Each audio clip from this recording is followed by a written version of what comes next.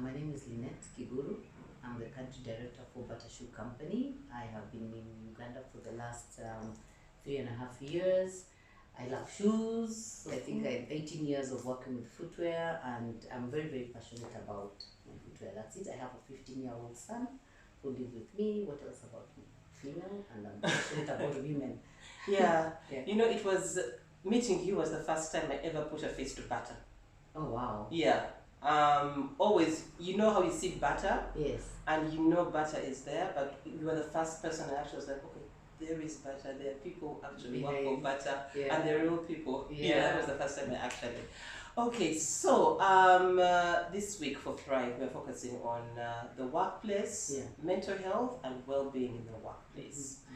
And so, you know, over the past couple of months, we've talked here and there Right. about mental health. But I wanted to go back to March when Yeah. lockdown hit. Yeah. What was happening in the office? I think I will go back a little bit. Just before March, there was the realization that the world is talking about this COVID thing that's in China, it's gone to Europe, and we think it can never affect Africans. Africans are strong, we have good weather, we have melanin. There's a lot of rumors about this skin of ours that does not get COVID, and I don't know, we absorb better vitamin D better. And so it was coming as a way, but we knew Africa will never be affected. So for me and for my workmates, it was a shocker when we were told 30th of, I think it was 29th or 30th of March, down your tools, stay at home, we have to fight this enemy when we're at home. We were not prepared. We could feel, of course, 2 weeks before that, we started doing a bit of social distancing, asking people to stay at home if they don't need to come to the office. We transferred all our servers and all the systems that we usually use in the office to a remote location so that people can still work from home. But really, the issue was the psychological preparation. People are so used Monday to Friday. You wake up at 6 o'clock or 5 o'clock in the morning, you prepare, you go to work, you're on your desk at 8 in the morning, doing all this hustle, chasing the what you call our business for literally 10 hours in a day, and then suddenly you have nothing to do, and there's a vacuum. And yes, you talk to people, how is everyone doing, and also even for my workmates, it was also a struggle for them because they are used to being sitting behind a normal regular desk and they have to work. Monitoring that was also a challenge because number one, not all mobile phone providers are available everywhere. So you could call somebody and the phone is off. It's not the phone that's off, it's the network that's poor. So even when we tried to send them mobile data so that they can work from home, they were not able to work from home because the data was not coming through. So they have to go either to a cyber or go to their neighbor's house or move somewhere different. And then there was the issue of laptops collapsing. Oh, I got a virus.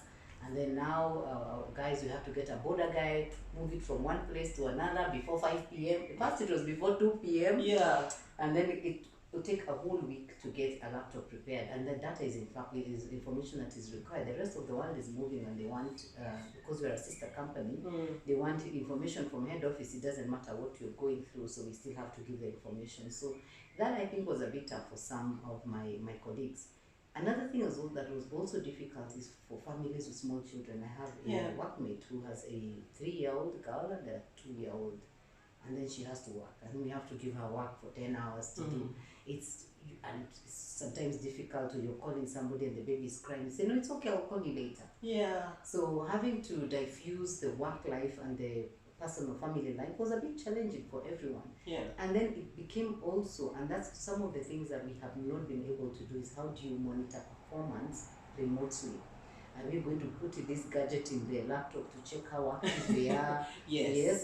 And how much duration are you going to give somebody to do the same job? If, say, for example, we are creating technical cards for some particular project. In the office, it can take 2 hours because they're working as teams.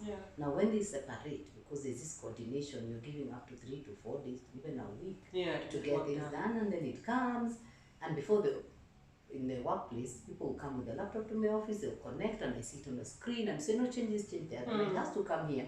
And half the time I'm wondering, what does that mean? So I have to go back to the phone and call the person. Then I say, no, you have to open the same thing, we have to see the same thing. So we had to try and synchronize our imagination of what the work our idea or perspectives of what is supposed to be done so that we can become more effective. Yeah. And I think that was a bit challenging. Now, that is head office only. Yes. We have 40 stores. Because I was going to ask you, Yes. yours is a very interesting situation in the Yes. sense that you have the back office that happens Yes. as head office, but Yes. you also have shops. You said We the have shoes. shops. 130 people were at home. When I tell you that now we know that people are working part-time, you see Yes. about 130 people. Yes, Yeah. yes. We're sitting at home and there's nothing you can do. You can't. The only thing you could do is send maybe motivational messages. How are you doing? How are you keeping? But that was about it. And suddenly, most of our people also earn their income is on commission. You sell a shoe, you make your money Yeah. from the shoe sale. Yeah. And then suddenly the tap is switched off. You've got bills to pay. You've got electricity. You've got overheads. You've got a family. There was some saving because they're not using transport money, but that was the only saving. I mean, everything else goes up because we provide food for all our employees. Mm. Now they're at home, they have to fend for themselves. They have to buy the food, the lunch, the meal that we normally provide for them. So yes, don't get me wrong. I'm very, very grateful that Uganda, the government made the decision to actually switch off the country when they did. Yeah. Because it would have been a much more difficult task that we'll be facing today if it was not for that. Mm. However, mental preparedness was not there. Yeah. Half of us, half the mind is saying, no, we are not going to, we cannot lock down. Or it can never happen to Uganda. We have a lovely weather. But then the other half was dealing with the threat that this can just stop what we're so used to doing. And I think for me, it was also a wake-up call to look deeply into my work life and my personal life. Was I balanced? If you have 24 hours a day, you sleep 8 hours a day, and you're spending 10 hours in the office, it means you're only living less than 6 hours to do everything called eating, sleeping, being with your family, yes, working out, if meeting your friends, if you have a social life. So that was a good wake-up call. And I hope that not only for myself, but for a lot of people who had to sit home with their families, you realize how little time you spend doing what is important. Yeah. Yes, because beyond work, there's a personal life. I think for me it's very interesting in the sense that I've worked from home since 2013. Oh wow. Yeah. And for me it was different in the sense that now I had people in my office space. Yeah. Yeah, because So now I have people in my it's office the opposite. space. Yeah, now I'm sharing the Wi-Fi, I'm sharing the office desk, Yes. and then again, I've in addition to doing work, I also had, because for me work didn't stop. In a certain, it reduced, but it didn't typically stop. Yeah. And but at the same time, I also now had to adopt the role of being a teacher. For kids who continue doing school. Yes. So I guess the question is for you during this period, as you were going through all these changes and helping people and all these changes, what were your go-to? How were you coping? How were you going through it? How were you doing it? Oh yeah, that's very important because it's a candid conversation we're Yes. having. First month I didn't do too well. Okay. Because I found myself with too much time in my hands and I didn't know what to do. Yeah. So I sort of went into this cocoon of trying to discover whom else I could be beyond this 10-hour-a-day work.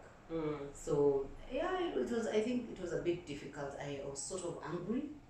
Without knowing that I'm angry, I was frustrated because I'm this kind of people who, when I am set out to do something, I go full speed, 140 kilometers per hour, even in the wrong direction. Until I see just the keep wall. moving. Yes, I just keep, and then suddenly you stop and you say, okay, what am I supposed to be doing? So it was not easy. And as a leader, I guess a lot of people looked up to me to say, boss, what are we supposed to do? Yeah. I didn't have an answer for the first time, and I did not. If anything, I was most vulnerable because I'm supposed to also provide some sort of motivation in a place where I was a vacuum. Yeah. And then I have to now sort of plant some seeds of motivation and inspiration to tell people, you know what, things could get bad, they are bad, but they will get better. Yeah. Tomorrow will be a better day. Yeah. And that's all we have today is hope for tomorrow. But I did not have that hope yet because there's another thing that also happened. We were closed down for 2 weeks. So we said, 2 weeks is okay. Oh yes. Then another 2 weeks. 2 weeks again. What? Then 3 weeks again. And then now that's what also started taking my resilience. Yes. Down to saying, okay, this thing is really happening now. Yeah. I don't know, it might be an endless thing. It might be longer than just the 3-5 weeks that we're anticipating. So that affected me as well because if we knew of course, no one knows that we're going to be closed for 2 months. You psychologically prepare Pay yourself yourself for for. a 2 month lockdown. Yeah. If it's 2 weeks, you only have your resilience for 2 weeks. Yeah. And then now it's to 2 weeks is moved to 3 weeks, and then the borders are now at 2 o'clock, then it's 5 o'clock, and then there's essential services. And they say, oh yeah, by the way, we're also essential services because they need white gumboots. We need to go to and start providing them. And those are the things that you start now thinking out of the box as businesses and saying, how can we circumvent this to also participate and contribute towards the COVID needs of the community. Yeah. So that was tough. In fact, actually, when you mentioned the issue of office spaces, I feel very sorry for our teachers who are actually parents of small kids, and they are teaching our kids online. And then somehow they have to tell their kids, you have to be in that room, I am in a class. Teaching other people's children. Yes, so that is tough. And we forget that is actually also work. But I think you touched on a very important point, which is, the resilience you have for 2 weeks and then having to adjust for 3 weeks.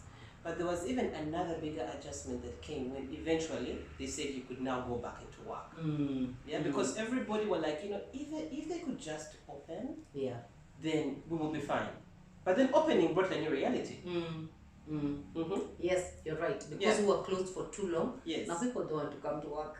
Oh, COVID is there. Say, no, you come. We're going to sanitize, we'll mask ourselves, we'll social distance. So actually, I started going to work about a month before because fortunately I'm close by, so I could walk, I could take my bike, I could do some things. Now, for people who have to take a public means to come to the office, they were feeling, I don't want to enter that taxi. Yes. Or I don't want to be in that public. Okay, we helped transport people before the public means came through. But after it came through, people were feeling scared. I've been fine, I've been safe, I do not want to expose my family and things like that. So that was an adjustment. There's another thing that was also an adjustment, if I just go back a little bit, was the issue of my workspace and my home space are two different entities. Yes, and some people are very good at separating them. Yes, this is my Bahamas. And then suddenly I have to bring this Gaza Strip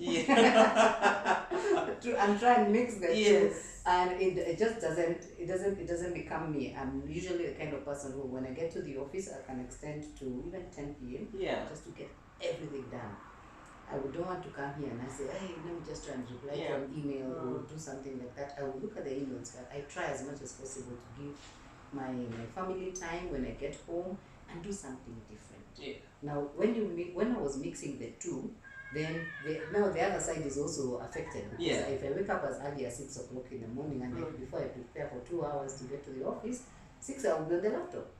And then you find yourself midnight, you're still on the laptop. Then you have to say, hey, this is why it stops, but it became another challenge. When do you switch off when you're working from home?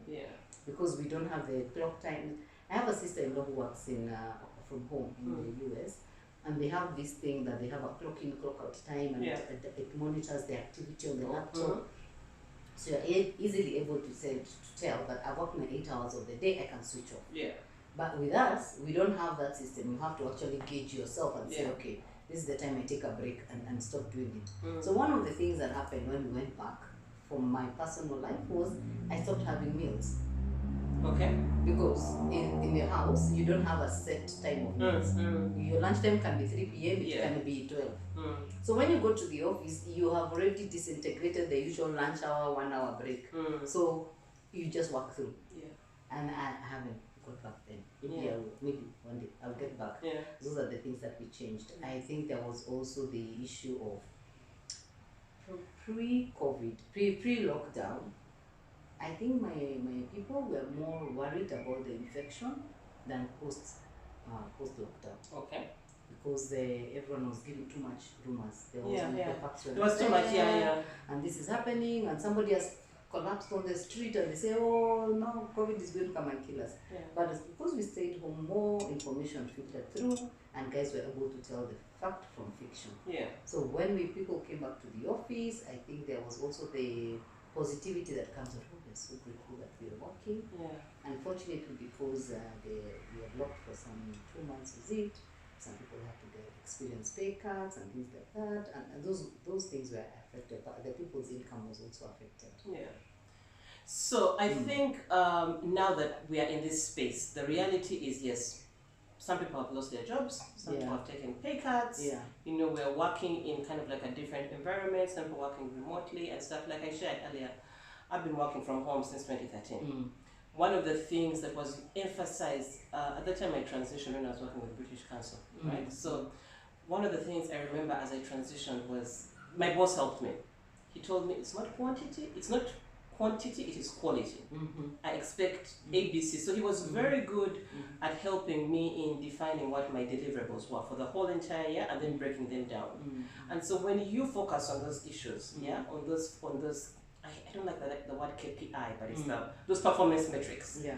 Once you focus on those, it makes the experience a bit different. Right. Yeah, as well. So I find that to be a little bit helpful in when you're defining, you know, what is it that, because there's some people who evaluate, and if you're the kind of office that has long evaluated people based on the number of hours they work, then I see somebody behind their desk, and if I don't see blood, sweat, and tears, that means they're not working, right? But if you're the kind of organization that's really focused on the output, it becomes easy to actually transition and stuff.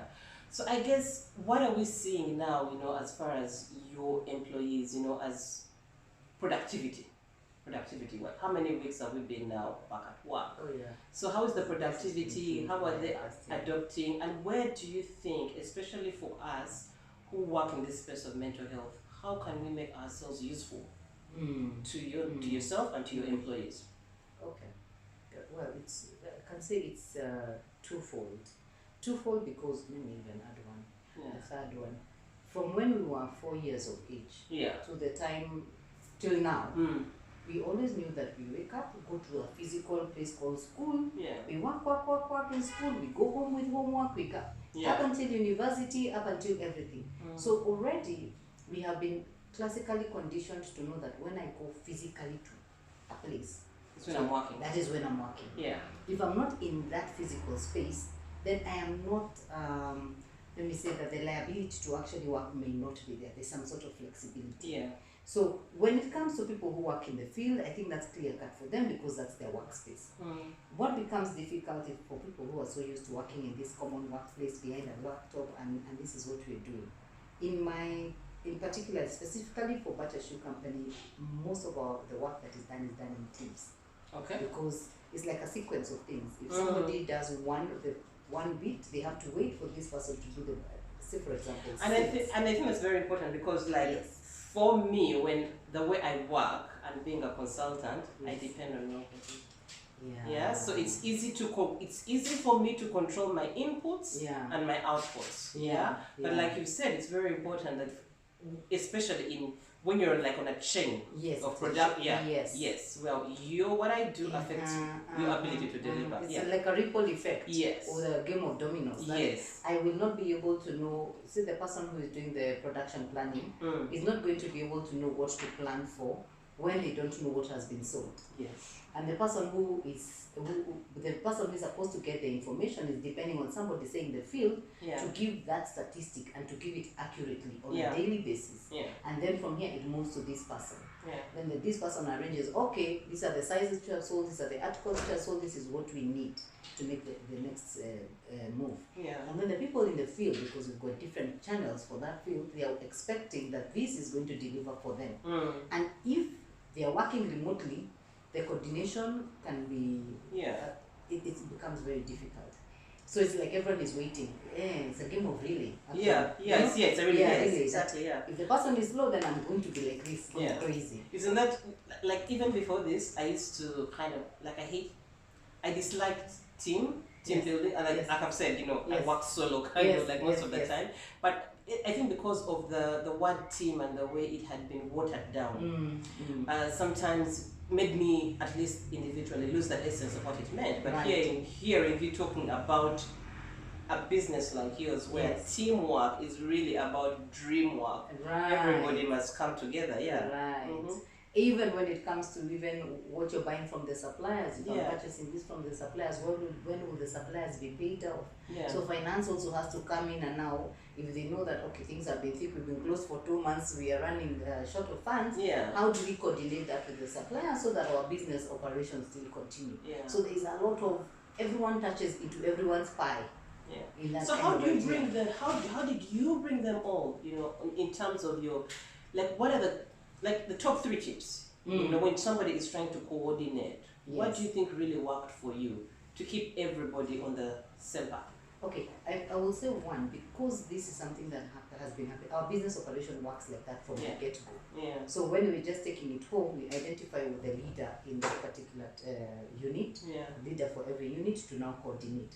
Now, how it's going to be done, because they've got people who work, they are the line managers for people who report to them, then they coordinate with the person who is most efficient, who doesn't have an internet problem, or doesn't have a this, to get it done. So it's almost doing twice the job when you're sitting at home, because the same result is expected at the same timeline. We wouldn't say that now we give you, our deadline is Wednesday, we'll push it to Friday. No, it still has to be the same one. So it was working extra hard for my team members when they were working at home. Phone calls. I think we spent a lot of money on the phones, because you have to coordinate. And in this one, again, it's the thing of, you call somebody at 7 o'clock in the morning, and at 9 p.m. you're still calling them, because things have to be done, and they're being done in a very asymmetrical way. Since when somebody has finalized the job at 5 o'clock, normally it would be 5 o'clock, we'll do it tomorrow. But here people are at home, so they end up now getting into their 7 p.m., 8 p.m. And I must say also that I have got good line managers. And they understood, they came to the party when it came to understanding that this is the new normal, and we have to work differently. So I was fortunate when it comes to that particular part. But really the coordination is where we spent a lot of time trying to coordinate. And if somebody's phone is off, I'll give an experience. Without mentioning the name of the provider, the banks, because banks are working at home, and some of them, you couldn't reach them. You call them today, tomorrow, the day after that, and you don't know how else. Before, if they're not picking, you go to the physical place. Now you're here saying, okay, now I have hit a snag because that person has not picked my call. I've sent a text message, I've sent WhatsApp, I have sent an email, there is no response. So that could be the frustration that could have come in from other businesses, from third-party providers, because they're not, number one, they don't report to us. So even if the email can sleep for another 2-3 days, well, that's not a big deal. So those are the challenges that we experienced when it came to working with third-party providers. Okay. All right. So in terms of working from home, right, and supporting employees, where would you say, as mental health people who understand that this is this is a problem, I want to use the word problem, this is an issue, and it needs to be addressed. How do you think employers, but also practitioners, because I was asked this question, and I hope I hope I answered it correctly or in a relatable way. How can we support? What are the support mechanisms? How can we support you? Okay, that's a good question. And I'll go at it this way. When we are employing our team members, we have a vacancy or the filling positions in an organization chart that looks like this. The criteria most of the time would be experience, it could be the relevance of the academic skill to that job, and then there could be other few areas, but those are the 2 key ones. In this particular work field, and this is the future, I think this is the future, even if COVID will come and we'll get a vaccine that will reduce the impact, I think the future is going into online. It's more convenient. I think that people can be able to work more, for some people they can be able to work more dedicatedly at home than they're able to work in the office, especially they're not depending on teams. Now, in our scenario, we've got people who are single completely, nobody else in the house, not even a dog to save their souls.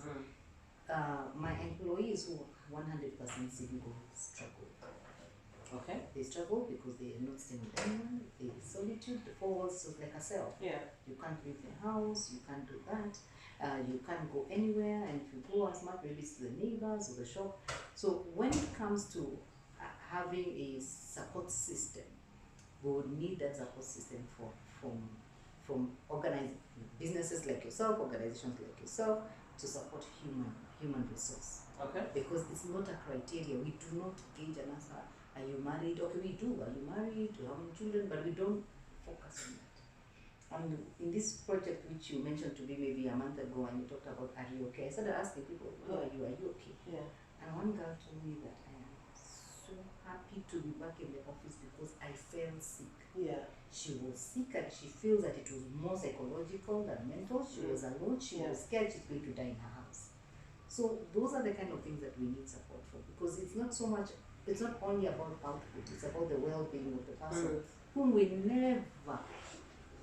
never took time to get to see how does this particular COVID situation affect the employee. We never went out of the way to know the dynamics. Or somebody has got 2 small children in the house, or 5 kids, and the husband is working in Barara or somewhere else. Those are the dynamics that we didn't put into consideration, and that affects employees in a way. We tell people to speak up, but speaking up about a problem is a sign of weakness, especially in the African setting. In the African, and also speaking up, it always depends on the relationship dynamic that exists. And between an employer and employee, in as much as you try and create an equitable platform over which you can actually operate, one in which you're mutual, as well.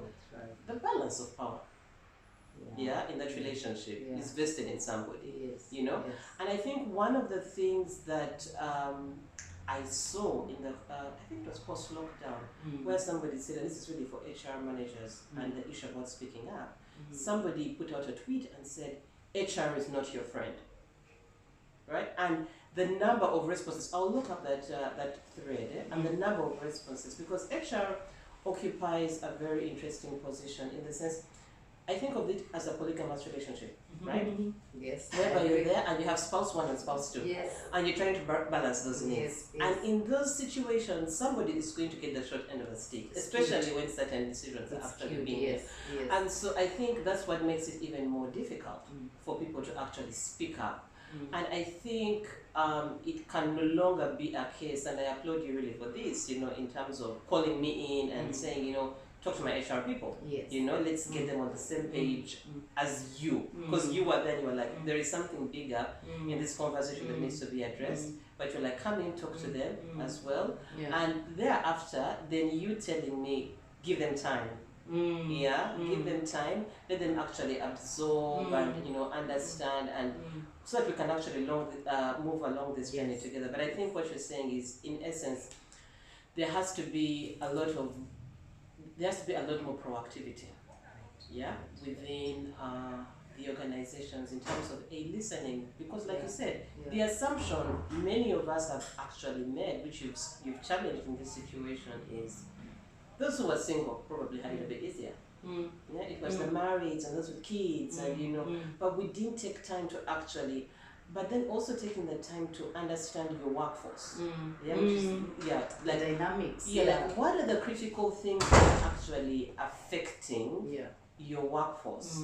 Because we make all these assumptions, and like, you know what, it's money. It's not. We've cut their salaries, that's why they are unhappy, right?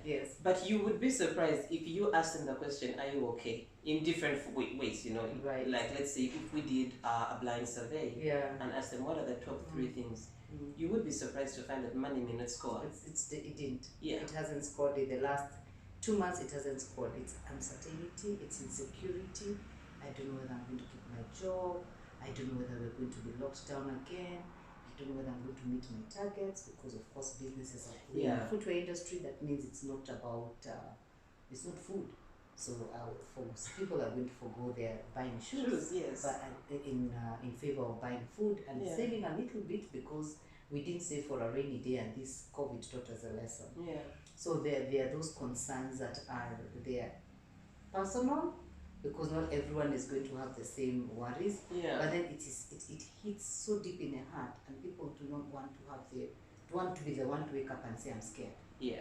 I am fearful, because Yeah. that's a sign of weakness. Yeah. And there's one thing that you mentioned that I need to also draw to, that mental illness is not or rather a mental issue is not an illness, not a disease. Yeah. It's a condition. It's a situation that is triggered by an external environmental Yeah. factor. Yeah. Now we come to HR, like you said, and HR is out to tell people, are you having any issues? They'll say, no, I'm fine. I'm good. Yes. Yes. One lady actually told me this a long time ago. I was like, but you guys, if you have issues, why don't you tell me? Yeah. And she came and told me, people don't talk to you. So at that point, I was like, okay, because of my personality and who I am, maybe people don't talk. She was like, no, people don't talk to HR. Yes, that's true. But they talk among themselves. It's true. Yeah. And then when they come and HR has a meeting with them, it's a very nice open facade of what is going on. Yeah. That is why we felt, I still am a front runner for this. I strongly believe that HR needs to have an independent body attached to them where people can go and share their issues. Yeah. Very confidentially. We don't need to know that this is what they're discussing, and this is the number of contacts that you had, or the number of hours that you spent with our people. Because when we have a well-being in the office, somebody who is improved mentally or emotionally, they're at a better place, their productivity increases. Yeah. And like you said, the same department that also fires people is the same one I'm supposed to go and tell them my deepest weakness. Yeah. Maybe likely not. Yeah. Right? Yeah. If you're asking me, because nobody, I mean, the moment I show vulnerability, yes, I then become a liability. Risk. Yes. Exactly. Yeah. And if it's a business question, does anyone have a question? Everyone is going to be saying, yes, how about this? How do we tackle this customer? How do we do this product like this? When it comes to anyone having any issues that you want us to discuss about how you're feeling about COVID, in a board meeting, in a boardroom, not even one voice. Yeah. But individually, a little. The people who can come up, but they need to channel that energy to professionals, because we are not the professionals. We are the professionals, and people need to be confident to speak, because if you look at the trend in where the world is going, if you look at what's happening in the first world countries, always it has been. It happens in the first world countries, then eventually it trickles down to Africa. Yeah. If we don't start catching out these issues now, we are going to be in a very hard place to deal with it. As adults, parents of children who are coming up, are not dealing with our own emotional issues. How are we going to help our kids deal with their emotional issues? Yeah. You know, can they wake up and say, I was afraid? Yes. I think I was, I see my symptoms, I was in depression, because when you're not sleeping for 24 hours, that's not a good place to No, be. it isn't, yeah. And I think I keep telling people to think about mental health, because people ask, how do you know? How do you know? Mental health issues happen on the extreme, right?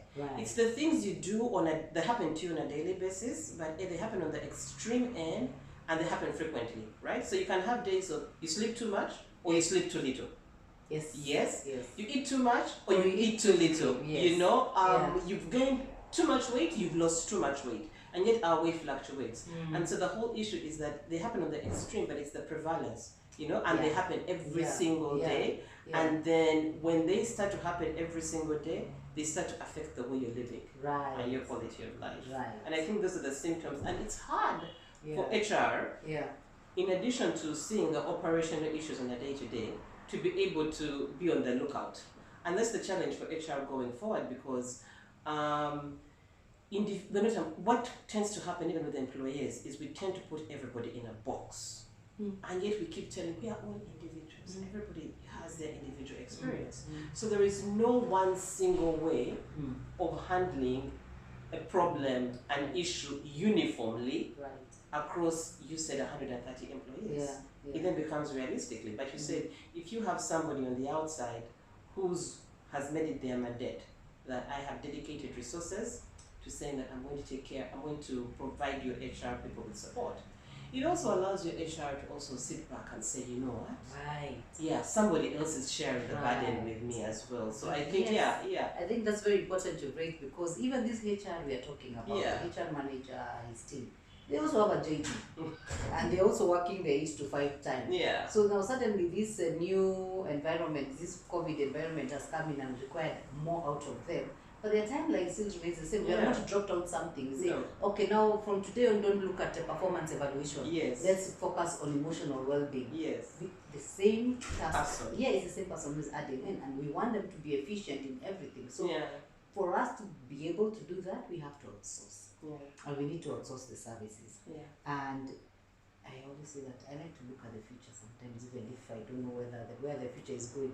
If you look at all businesses and where the trends are, any successful business that's going on today is an outsourced equivalent business. You look at Uber, you look at Amazon, you look at which other organization, Airbnb. Yes. Anything that is going to just help organizations focus on their core business, and everything else that has nothing to do with my core business, I outsource it. Yeah.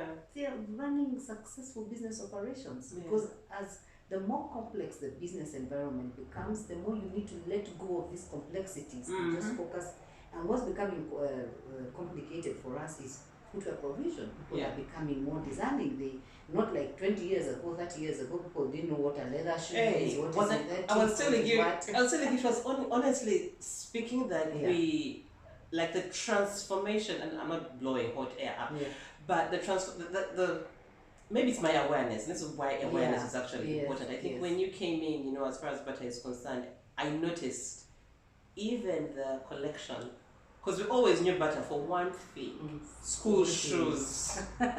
Yeah, exactly. Yeah, we always knew better for school shoes, but now I mean the variety has changed and stuff. Right. So like so I think that it's a clear indication that you're not just saying that you think about things futuristically. It's that you've also made it a mandate or a part of your day-to-day practice in terms of doing things futuristically. So anyway, the good thing is you raised that awareness to me when you told me that, you know, you were very specific in what you wanted. You're like, I need this service for my, and so we'll continue working together to make sure that the service is actually available for your employees. Yes. I think it's very important, especially going into the next maybe the next 3 to 6 months before we know what's going on with the vaccine and how long it will get to Africa. We definitely need to keep speaking. But also really dealing with the medium to long-term repercussions of lockdown. Right. Yeah, because we're kind of still at the very early stage. I keep saying this over and over again because like butter, you probably had stock, which you're riding on, you know, and stuff and everything. So it's like now you're going to have to go into restocking now for 1, 2, 3, 4, 5 years. What does that future actually look like? Yes. You know, as well, which the is going to be the lessons learned and implemented. You need to have cash. So if I could outsource someone else to handle that stock, that is the number one, because the biggest asset holder in our balance sheet is the stock.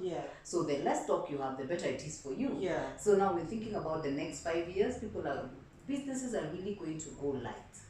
If somebody else can handle that stock for me and I just focus on making sure that I'm regenerating the products as fast as I can, and somebody else is handling that madness, that's going to be, and then increasing lead times. Because the reason why people keep high stocks, even if it is washing soap. My business is in Barara, and the washing soap is coming from Mombasa. If it's going to take 3 weeks for a truck to move from Mombasa to Barara, that means I have to keep at least 5 weeks stock. Yes, in case there's a problem. So if this lead time is shortened so that now it can come in 2 days, then I use. And you know what what happens with that? And this is not, I don't want to say this in a way to sort of like scare people or make them even more afraid than they currently are. It's the reality. And sometimes when you're dealing with mental and psychological issues, is you have to confront reality to be able to truly navigate what the next step is that if then I don't have to keep stock for 5 weeks, I don't need a storeroom. I don't need a storekeeper. There you go. There's so many ripple There are so many ripple effects, and I think it's important. This conversation will go in so many different ways, but I think it's important for people to actually be made aware. And I think sometimes we don't make ourselves aware, because sometimes I find, even at home, I was having this argument just the other day. They're like, you spend too much time thinking about things that happen in Europe and America. It can't affect us. Wait for it. It's coming. So I think our awareness of how the world works, and how, because again, like you said, one of the things that people checked very quickly around when COVID hit was the global supply chain. And how everybody realized that when China, like we were all affected, like COVID hadn't even hit, but we were all affected by what happened in China as far as our supply chains were concerned, because they shut down. Yes, even before. Yeah. Yeah. And then people couldn't get their PPEs, they couldn't get things, and so it Even has made now. everybody, yeah, it has Now made it's still everybody, affecting everybody us. has sat back and thought, Yeah. this to whole think business of differently. relying on China Yes. Yeah. may not be so good for business going forward. Exactly. Yeah. You know, the Europe, like you always said, you said the example where people say, but we always look at other Yeah. countries. Yeah, because the word VUCA came from them, this volatile, uncertain, complex, and ambiguous environment. That Yes. you say, oh, VUCA is for those people there. Yeah. It came here, it affected everyone. Even look at it coming, look at even COVID. COVID hasn't hit us in the way it has hit Europe and America. Yes. But we have been affected. Yes. Even possibly more, especially economically, Yes. than them. Yes. Because for them, they were ready. They were not ready, but they were business ready in the event that a pandemic hit. In terms of businesses had cash reserves they could run on. Yeah. You know, governments had some cash reserves they could call on to keep demand within the economy going as well. And they were still running to brick and mortar and online businesses were still running as well. Yeah, but for us, it hit them. Yeah. They locked down. Right. We also had to lock down because we were afraid. You know, and we can debate the timing of the lockdown. Yes. Whether it was too early or too late, but that's neither here nor there. Yeah, but it's the realization that what's affecting them is affecting us, and we kind of like need to become a little bit more interested. Yeah. Yeah, what's going on? And on. if they're talking about a ripple effect coming because now we're going into winter, what does that mean? We look at economies.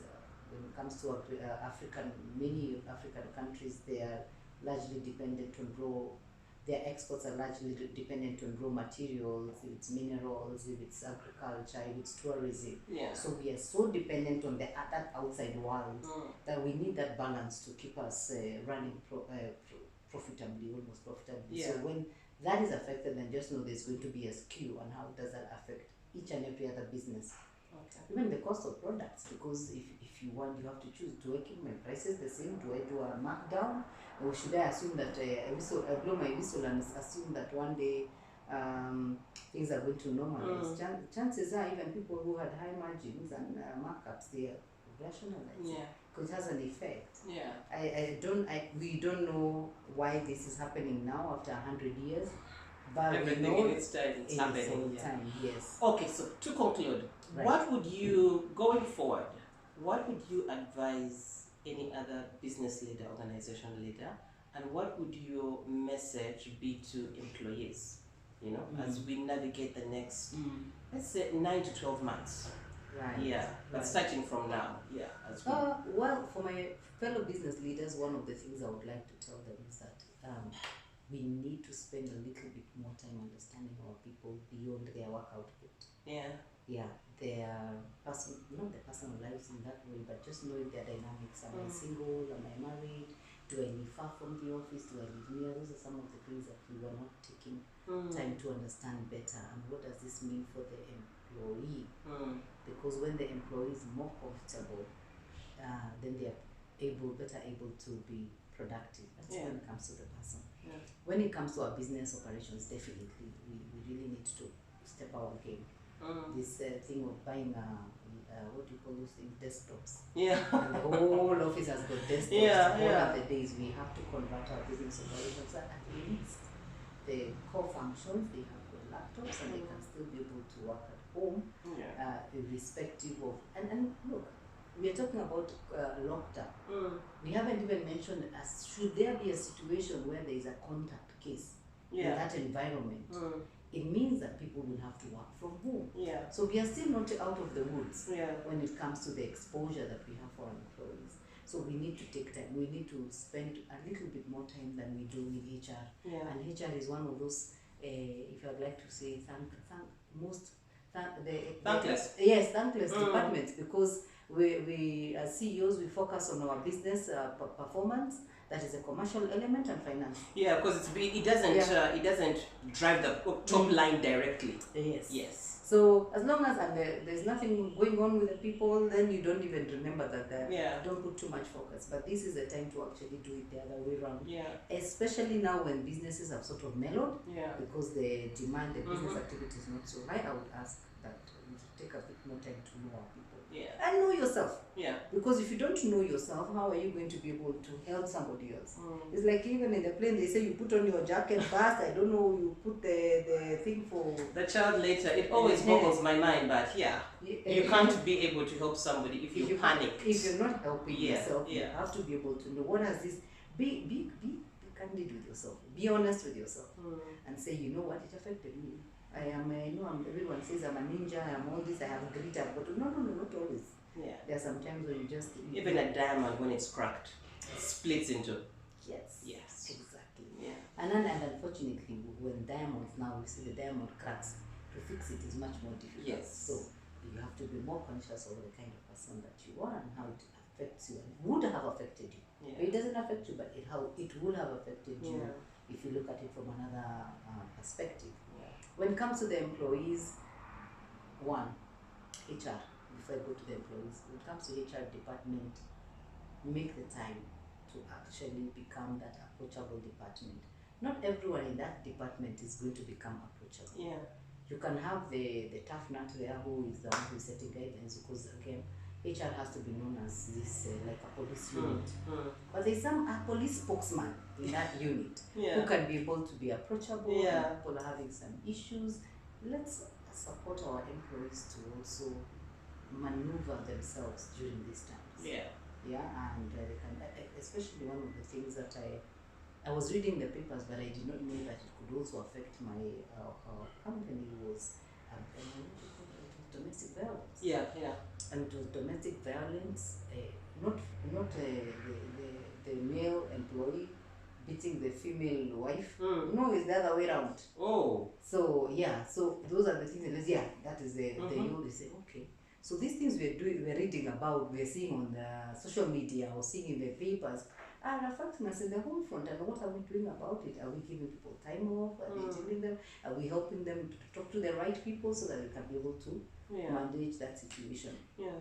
And we're not experts. Even when we hire HR people, we don't ask them to be psychologists. We ask them to be a therapist or a counselor. Or a counselor. So that means we need to outsource the service. The same way we are outsourcing services for cleaning services, or we are exporting services for what do you call these things? Photocopying and things like that. Security and things like that. This is a very, even our medical is outsourced. Yeah. We have a company that provides that service, but they don't provide the well-being. Yes. So we need to also be able to say what I think we realize that this is something that we can all benefit from as a group of companies, because I could be my kind of business. As an example, maybe because I deal with a lot of people who work in the field, maybe people are able to talk to customers and then they're feeling better about their lives. Yeah. But can you imagine if I was making metal parts, what are the chances that this one is going to give me reprieve? So, but as a group of businesses coming together and saying, you know what, let's collectively, the same way we do with insurance, we collectively say we are insuring with this provider. And we can do the same thing for well-being, because then your services can be able to support. And we learn from each other, because this employee in this organization can be able to encourage somebody else on the other organization. I have an idea about that, which I will tell you after this. Yeah, how we can actually grow that. Yes. Whereby all employers come together and say, okay, fine, this is how we're going to tackle the well-being thing. Because I think part of it is really being able to understand the Ugandan workforce. My experience, especially, you're not Ugandan, just for full disclosure, but one of the things that I have happened to hear in terms of my consultancy work is people telling me how Ugandans don't want to work. There is a preconceived notion that Ugandans are not probably as hardworking as Kenyans, you know, in that regard. And so there is a more nuanced conversation about the Ugandan workforce that I think as employers... There's a stereotype. Yes, the stereotype, but also there are issues that as a Ugandan workforce, they need to come collectively.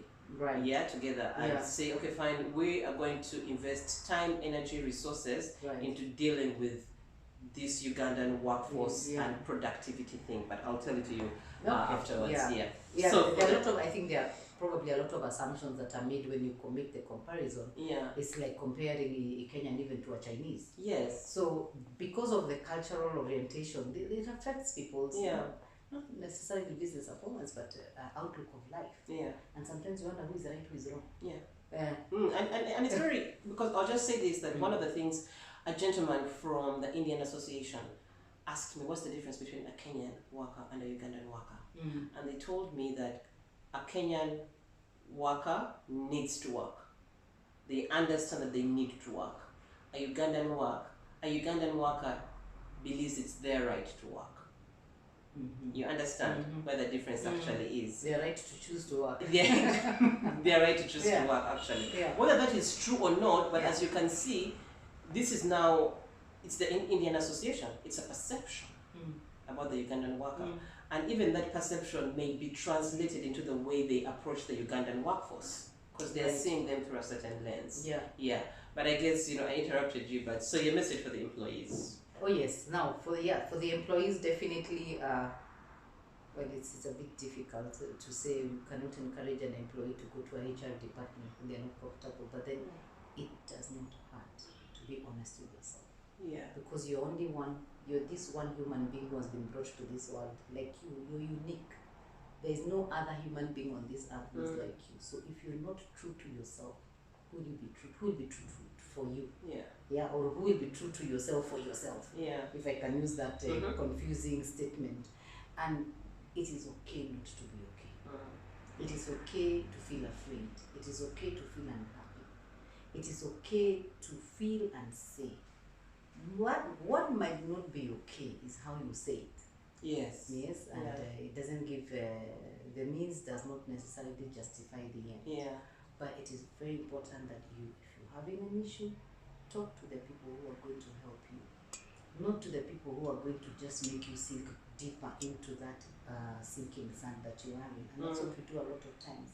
We share our problems with our colleagues, and they say, "Yeah, you're right," and they go and they even make the situation look worse than it already is. And you don't fix the problem. It doesn't fix the problem. And I was reading about this, and it was an issue of a psychologist taking on why are we drawn to negative emotions. Like when something terrible happens to you, or when you're in a situation, we somehow find ourselves dwelling. Like it's very rare you'll find, like in a gossip conversation, where people are talking maybe positively, right? Like if you have a baby, it will be like, "Oh, Lynette had a baby," it will be. But if something negative or unfortunate has happened to you, it will take on a different tone.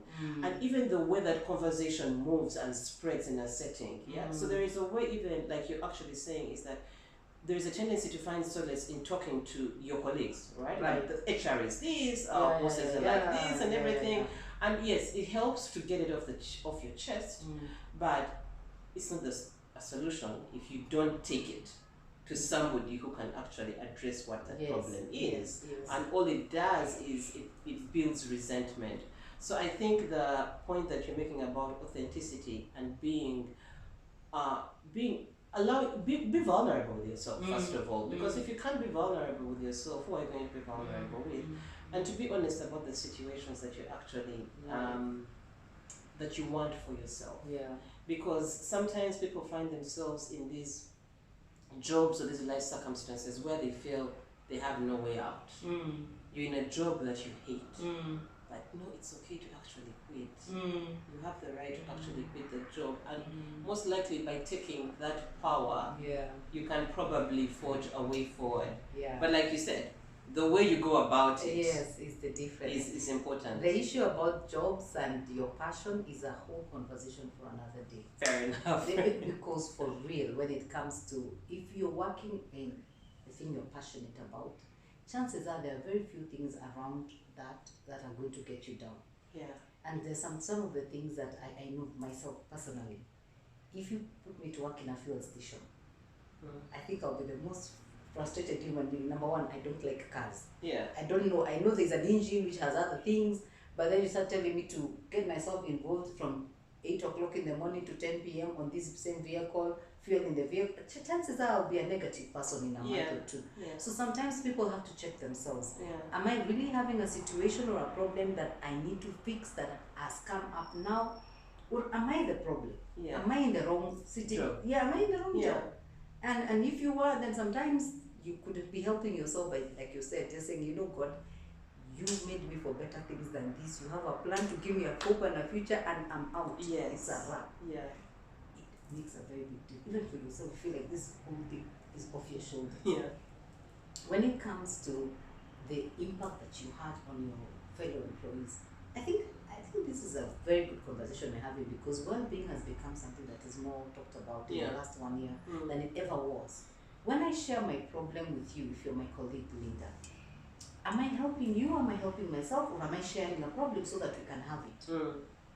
And if I'm not doing the latter, Mm. just zip them up. Yeah. Yes? Yeah. Because you could also be affecting, I could be affecting your very good positivity that came in, and now I have just thrown my negative energy on you. Yeah. And then you're walking out of my office with your shoulders stooped, because now the world is doomed. Yeah.